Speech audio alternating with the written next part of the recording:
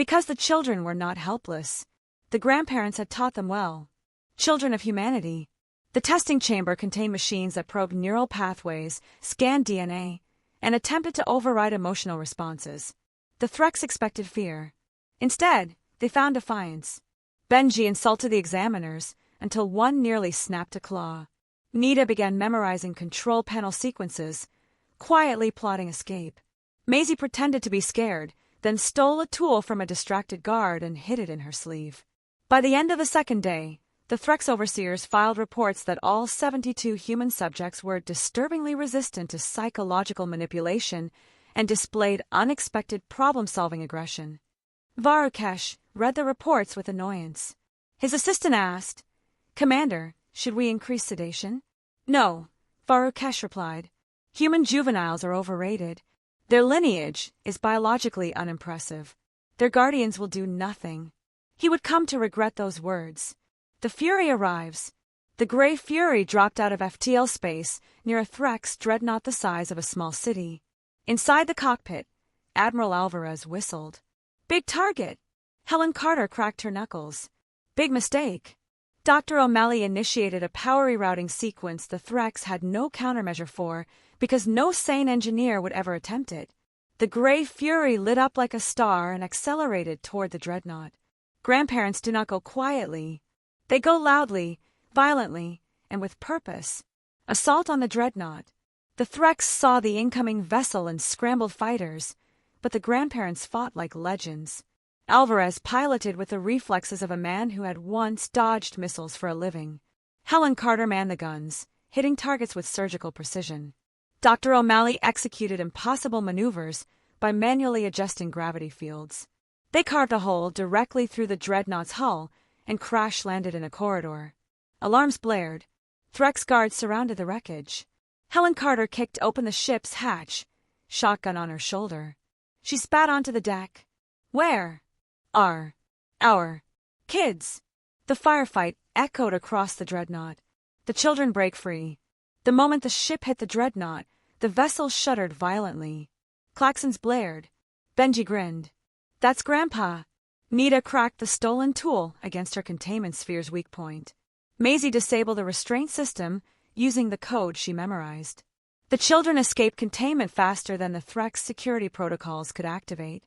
They moved as a unit, sharing knowledge, helping the younger ones, coordinating with surprising discipline. Because they weren't just children. They were human children. And they had been raised by warriors, engineers, explorers, fighters, survivors. Grandparents who had seen the worst of the galaxy and endured every second of it. The reunion. In a burning corridor filled with smoke and sparks, Helen Carter rounded a corner and saw Maisie running full speed toward her.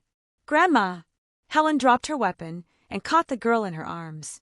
Behind her, Admiral Alvarez found Benji. Dr. O'Malley scooped up Nita. The other children followed, guided by older kids who kept them safe. It should have ended there, with escape, with retreat, with survival. But the grandparents did not come just to escape. They came for justice. The final confrontation. Varukesh stood in the central command chamber, surrounded by elite guards. He did not fear. He should have. The doors exploded inward as Helen, Alvarez, O'Malley, and 24 rescued kids stormed the chamber. Varukesh snarled, "You dare invade the Threx dominion? We are conquerors. You are nothing." Helen Carter stepped forward. "Son," she said calmly, "we raised the generation that broke the Martian sieges. We built the fleets that pushed back the Void Swarm. Our children and grandchildren are the reason humanity still stands." Her eyes burned with fire. "And you thought you could steal from us?" Varukesh charged. The grandparents fought like hell. But the killing blow did not come from Helen, or Alvarez, or O'Malley. It came from Maisie. The little girl stepped forward, lifted the Threx electrospear she had taken from a fallen guard, and drove it into Varakesh's chest as he lunged for her grandmother. The alien collapsed. The room went silent. Helen knelt beside her granddaughter. "Are you okay, sweetie?" Maisie wiped her nose. "He scared my friends." Helen nodded. "Good enough reason." Ending. The message. The grandparents gathered the children, returned to the Grey Fury, and blasted away from the dreadnought just as it exploded behind them. When they reached Earth, News networks exploded with shock and fear and relief. The governments demanded explanations, apologies, and control. But the grandparents held a press conference of their own. Admiral Alvarez spoke first. "To any civilization watching," he said into the camera, "hear this." Helen Carter continued, voice like iron. "Human children are off limits." Dr. O'Malley finished. "And if you come for them again, you won't be facing our armies. You'll be facing us." Epilogue, a reputation earned. In the months that followed, Threx scouts reported a disturbing new trend across neighboring empires. When alien diplomats spoke of humanity, they no longer used the term primitive. They used words like unpredictable, indomitable, terrifying when provoked.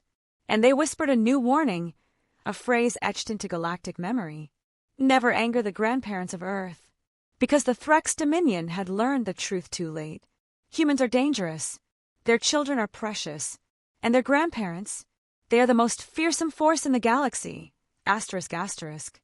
They came in the dead of night, silent, certain, and utterly unaware of the ancient mistake they were about to make. The Threx Dominion had conquered a dozen lesser civilizations across the Perseus Arm, shattered fleets, and enslaved entire planets. Their commanders believed themselves masters of biological and psychological warfare.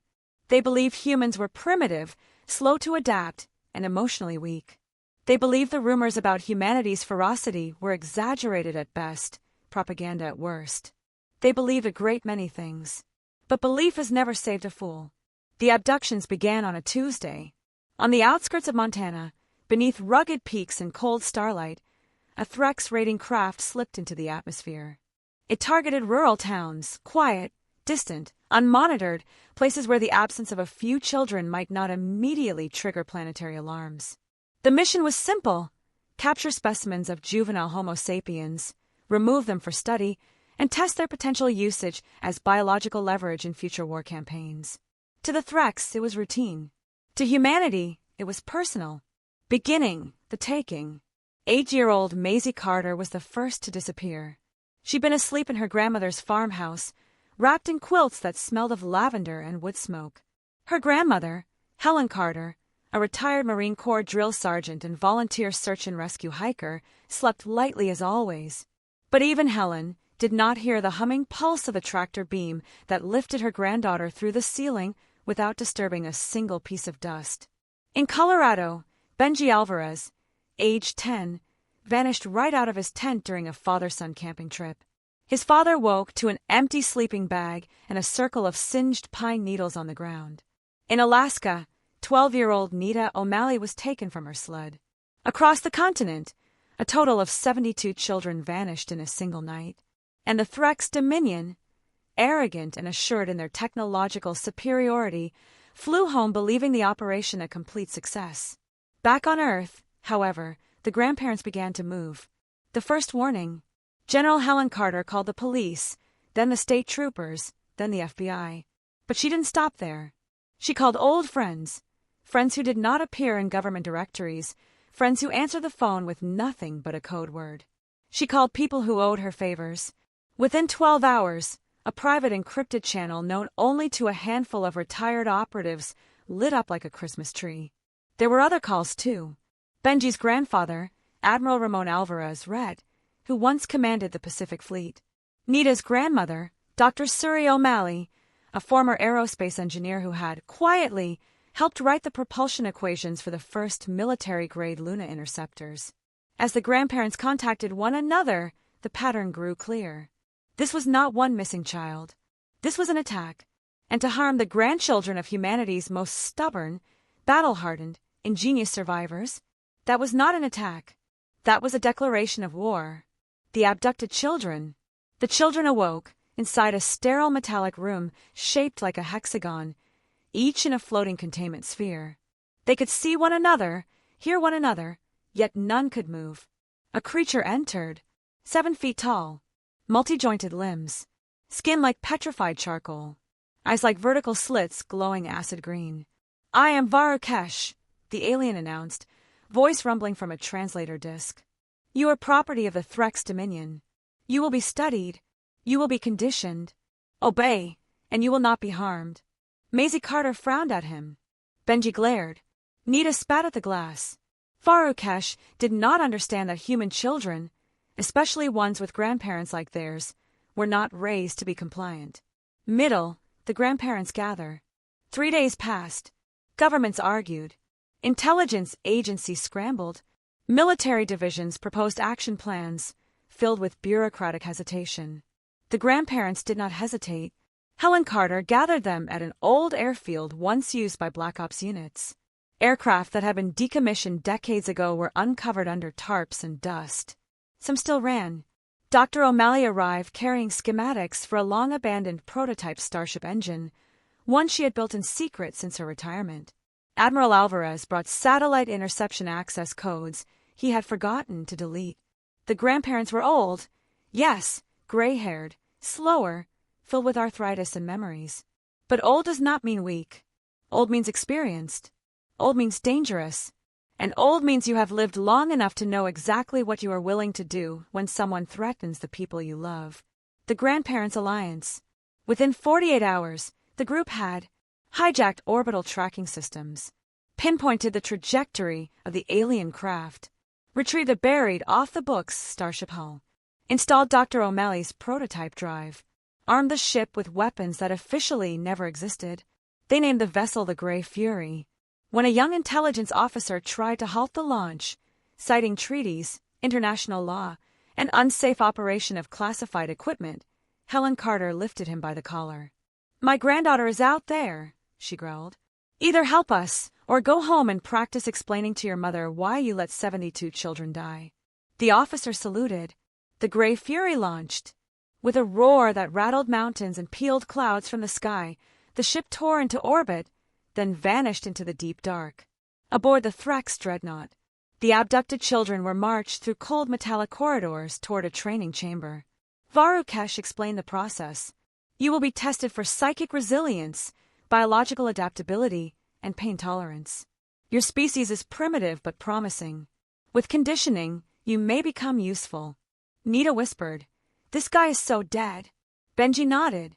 "My grandpa always said the universe breaks the moment you underestimate humans." Maisie added, "My grandma says if someone messes with her family, she buries them so deep even God can't find them." Behind them, guards pushed the children forward. The Threx still believed they were in control. They were wrong.